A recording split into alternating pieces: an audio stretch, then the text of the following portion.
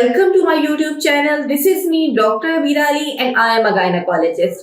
सर्दी का मौसम है फ्रेंड्स, और ऐसे मौसम में प्रेग्नेंट खवातीन को ड्राई कफ के मसले बहुत ज़्यादा हो रहे हैं। वैसे तो ये जो ड्राई कफ होती है ये उनको प्रेगनेंसी के किसी भी वीक में हो सकती है, उनको स्टार्ट में, मिड में, एंड पे कभी भी हो सकती है। लेकिन अगर ये प्रेगनेंसी के एंड पे होती है तो ये पर्टिकुलरली इनको डिस्टर्ब ज़्यादा करती है, क्योंकि एक तो एंड पे बच्चे की ग्रोथ ज़्यादा हो रही होती है, इसकी वजह से मदर का सांस लेना मुश्किल हुआ होता है। और इसके साथ साथ जब ड्राई कफ हो जाती है तो फिर सांस लेना और भी मुश्किल हो जाता है और काफ़ी डिस्टर्ब करता है किसी भी प्रेग्नेंट लेडी को। तो आज की वीडियो में हम बात करेंगे कि ये जो ड्राई कफ होती है ये मॉइस्ट कफ से कैसे डिफरेंट है, और इसके अलावा इसकी रीजंस क्या होती हैं, इसको हम कैसे मैनेज कर सकते हैं। तो वीडियो को एंड तक लाजमी देखिएगा, और अगर आप मेरे YouTube चैनल पर नए हैं तो चैनल को लाजमी सब्सक्राइब कीजिएगा। सबसे पहले तो आपको बताती जाऊं, ड्राई कफ जो होती है ये आपकी एक नेचुरल फिनोमिना होता है जब आपका थ्रॉट कुछ अलर्जेंस को और कुछ पॉल्यूटेंट्स को, माइक्रोब्स को जो गले में और थ्रॉट में आपके आ चुके होते हैं, तो ये उनको बाहर निकालने के लिए नेचुरल एक रिफ्लक्स होता है। जैसे मॉइस्ट कफ होती है उसका मकसद ये होता है कि वो जो बलगम होती है जो कि आपके नाक से और थ्रॉट तक जाती है और उसके बाद नीचे तक जाती है, तो नेचुरली निकालने के लिए वो वेट कफ होती है।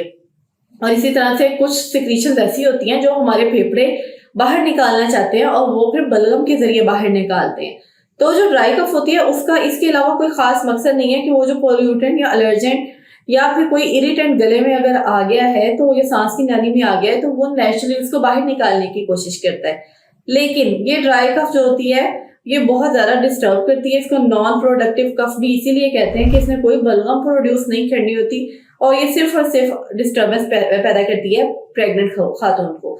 तो इसकी जो वजूहात होती हैं क्यों होती है, अगर इस पर हम रोशनी डालें तो इसमें जो पहली वजह है वो तो है इम्यून सिस्टम। प्रेगनेंसी में किसी भी फीमेल का इम्यून सिस्टम वीक हुआ होता है, जिसकी वजह से उनको ये ड्राई कफ के मसले ज़्यादा हो सकते हैं, और इस तरह की जो एलर्जीज, इन्फेक्शंस होती हैं, इनके चांसेस ज़्यादा होते हैं।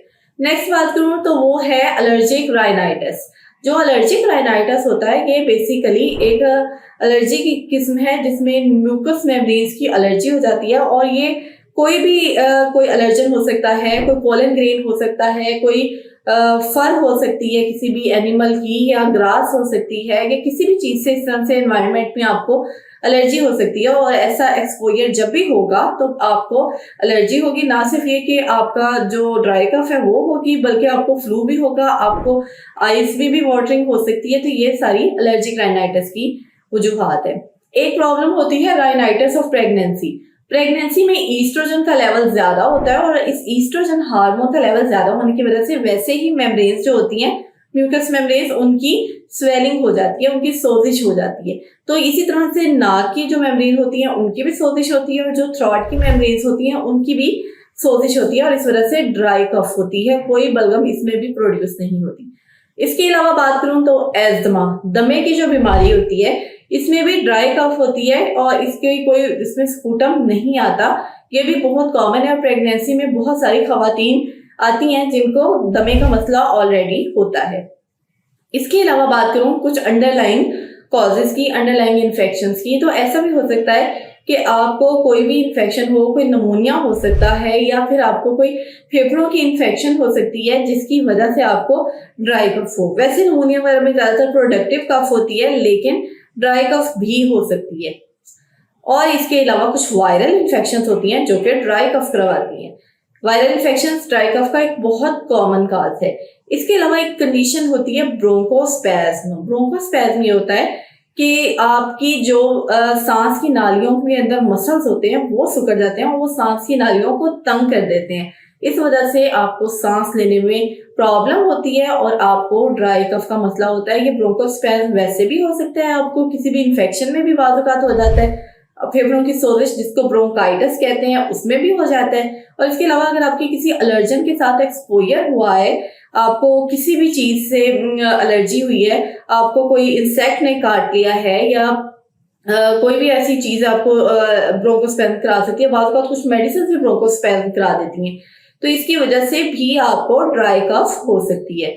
और इसके अलावा आपको जो एलर्जीज होती हैं, कोई फूड की एलर्जी होती है, कोई एनवायरमेंटल किसी भी चीज़ की एलर्जी हो, किसी स्मेल से एलर्जी हो, तो एलर्जीज की वजह से भी ड्राई कफ हो सकती है। और इसके अलावा लास्ट पे एयर पोल्यूटेंट्स आ जाते हैं, आपकी फिजा में जो भी पोल्यूटेंट्स होते हैं, स्मोक होता है या कुछ लोगों को स्मोक से एलर्जी होती है, तो ये जो एनवायरमेंटल पोल्यूटेंट्स होते हैं इसकी वजह से भी ड्राई कफ होती है।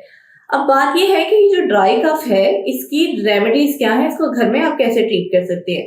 तो इसके लिए बहुत सारी रेमेडीज होती हैं जो कि प्रेगनेंसी में सेफ हैं।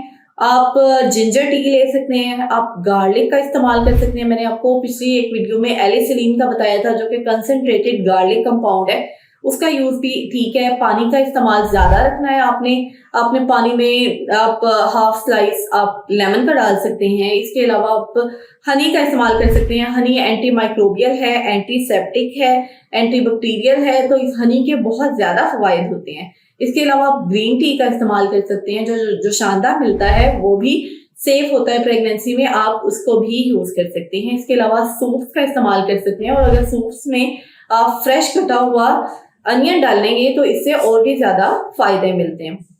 तो ये इस तरह से आपने अपनी डाइट, अपनी न्यूट्रिशन प्रॉपर रखनी है।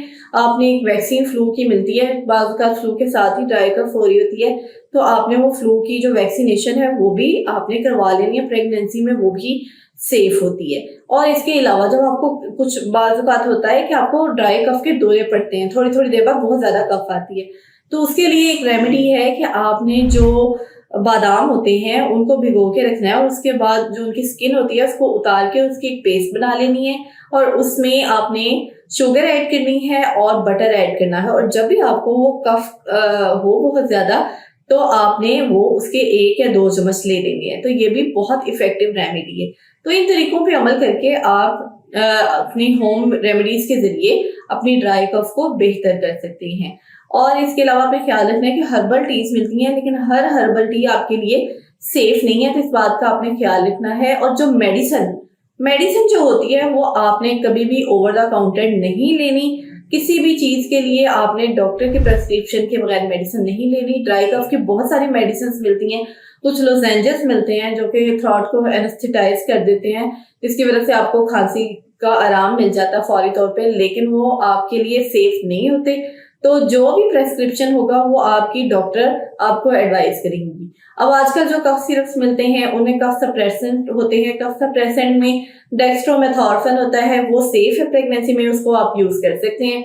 इसके अलावा आईवी लीफ एक्सट्रैक्ट के जो सिरप होता है वो सेफ है प्रेगनेंसी में, वो आप यूज कर सकते हैं। लेकिन इसके अलावा जो भी मेडिसिन है, कोई एंटीबायोटिक है या कोई एंटीवायरल है, कुछ भी है, डीकंजेस्टेंट्स हैं, आपने सब कुछ डॉक्टर की एडवाइस के बगैर यूज नहीं करना, क्योंकि ये सेल्फ मेडिकेशन आपको और आपके बेबी को नुकसान पहुंचा सकती है। अब बात करूं कि ये आपको ये जो ड्राई कफ होती है ये आपको डिस्टर्ब कैसे करती है। एक तो ये है कि आपकी नींद डिस्टर्ब करती है, आप प्रॉपर सो नहीं सकते, आपको बार बार कफ होती है। बाज़ औक़ात ये होता है कि ये कफ आपको लेटने से ज्यादा होती है, और जब आप उठ के बैठते हैं तो ये कफ बेहतर हो जाती है, तो इसलिए ये आपकी स्लीप को बहुत ज्यादा डिस्टर्ब करती है। इसके अलावा कुछ लोगों को ये होता है कि जब कफ ज्यादा आती है, एक तो वैसे पेट में बेबी ने काफी वॉल्यूम दिया होता है और प्रेशर होता है, एब्डोमिनल प्रेशर इंक्रीज हुआ होता है, और कफ के साथ फिर और भी एब्डोमिनल प्रेशर इंक्रीज हो जाता है, जिसकी वजह से आपकी यूरिनरी इनकॉन्टिनेंस हो जाती है, यानी आपके यूरिन के ड्रॉप्स लीक कर जाते हैं जब आपको खांसी आती है। इसके अलावा आपकी न्यूट्रिशन डिस्टर्ब हो सकती है, क्योंकि मुसलसल खांसी की वजह से आप प्रॉपर तरीके से खाना नहीं खा सकते, तो ये भी एक वजह है जो कि खांसी आपकी रूटीन को डिस्टर्ब कर सकती है, तो इसका ट्रीटमेंट होना जरूरी है इस वजह से। तो ये सब था ड्राई कफ के बारे में, क्योंकि आजकल बहुत सारे पेशेंट्स आ रहे हैं ड्राई कफ के साथ, तो मैंने सोचा कि मैं आपको इसकी अवेयरनेस दूं कि ये असरात वो कर सकती है ड्राई कफ आपके साथ। कुछ लोग क्वेश्चन पूछते हैं कि हमें सारी प्रेगनेंसी में कफ रहती है, तो ये क्या प्रेगनेंसी की वजह से है? यस, ये प्रेगनेंसी में भी बाज़ औक़ात होता है कि कुछ लोगों को सारा टाइम ही खांसी रहती है और ड्राई कफ होती है, इसकी कोई रीजन भी नहीं मिलती हमें। और जो ऐसी कफ होती है ये जब डिलीवरी होती है उसके साथ ही ठीक होती है, इसको सिर्फ सिम्टोमेटिक ट्रीट कर सकते हैं। और कुछ लोग पूछते हैं कि क्या खांसी के साथ ब्लड का आना नॉर्मल है? ये नॉर्मल नहीं है, लेकिन ये है कि ज्यादा खांसी के साथ आपको थोड़ा बहुत ब्लड आ सकता है, लेकिन अगर ज्यादा ब्लड आए तो आपने डॉक्टर से करना था। आपको अगर ब्लीडिंग का मसला होता है तो ये जो ब्लीडिंग का प्रॉब्लम है ये नेचुरल प्रॉब्लम हो सकता है। आपकी जो थ्रॉट है उसकी इरिटेशन की वजह से भी हल्की फुल्की ब्लीडिंग हो सकती है, लेकिन अगर ज्यादा ब्लीडिंग हो और हर बार कफ के साथ ब्लीडिंग हो तो आपने डॉक्टर से कंसल्ट करना है। आई होप कि आज की वीडियो आपके लिए बहुत बेनिफिशियल साबित हुई होगी। वीडियो अगर पसंद आई हो तो इसको लाइक, शेयर और सब्सक्राइब जरूर कीजिएगा और मुझे अपनी दुआ में याद रखिएगा।